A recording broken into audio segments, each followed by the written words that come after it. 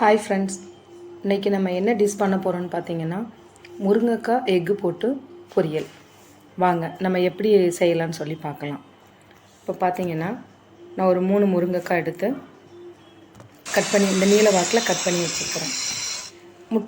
Egg வந்து ஒரு 5 egg எடுத்துருக்கிறேன். நல்லா பாயில் பண்ணணும், ரெண்டுமே சேர்த்து பாயில் ஆகட்டும். நல்லா நம்ம எப்பவும் உள்ளது தான், எக்கு முருங்கைக்காய் எந்த லெவலில் வேகணுமோ அந்த அளவுக்கு வேக வச்சு எடுத்து வச்சுக்கோங்க. சீக்கிரம் செஞ்சிடலாம். மசாலா ரெடி பண்ணணும். இதுக்கு என்ன அப்படின்னு பார்த்தீங்கன்னா தேங்காய், ஜீரகம்,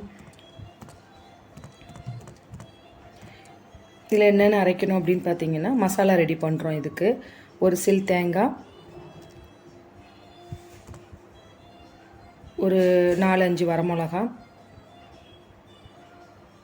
2 பல் பூண்டு, கொஞ்சமாக ஜீரகம். என் பையன் ஒரு பூண்டை தூக்கி உள்ளே போட்டான், அதை நான் எடுத்துட்றேன். குட்டி பையன் எடுத்துட்றேன். இப்போ அதை வந்து நம்ம கொஞ்சம் நல்ல பேஸ்ட் பதத்துக்கு கொஞ்சம் குறப்பாக கொஞ்சம் எண்ணெய், கடுகு நல்லா பொரிஞ்ச பிறகு கொஞ்சம் கருவேப்பிலை போட்டுக்கோங்க. இப்போ நம்ம வேக வச்சுருக்கிற முருங்கைக்காய் ஆட் பண்ணிக்கிறேன்.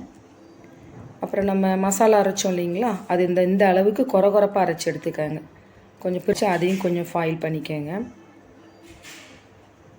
அப்புறம் வந்து பார்த்திங்கன்னா நம்ம அந்த மிக்ஸி ஜாரை கழுகி கொஞ்சம் தண்ணி ஊற்றிடலாம். ஏன்னா அந்த மசாலோட வாசம் போகணும் இல்லைங்களா, அதுக்காக கொஞ்சம் தண்ணி ஊற்றி நான் அது போட்டு கொஞ்சம் ஜெல் போட்டு அரைச்சி இந்த மாதிரி இருக்கும்.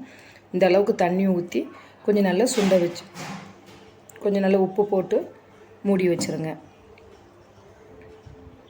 இப்போ நம்ம எடுத்து வச்சுருக்கிற முட்டை இருக்கு இல்லைங்களா, அதை வந்து வேக வச்சுருக்குறோம். அந்த முட்டையை வந்து நம்ம 2 பீஸாக கட் பண்ணி வச்சுக்கலாம்.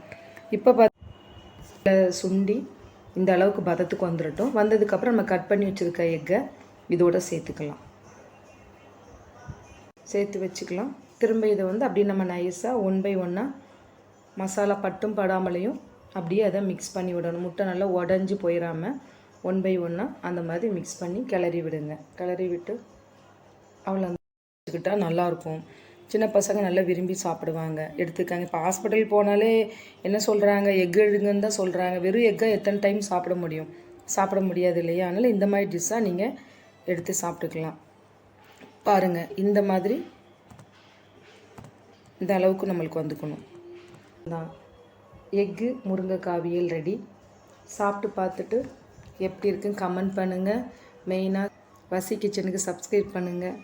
தேங்க்யூ.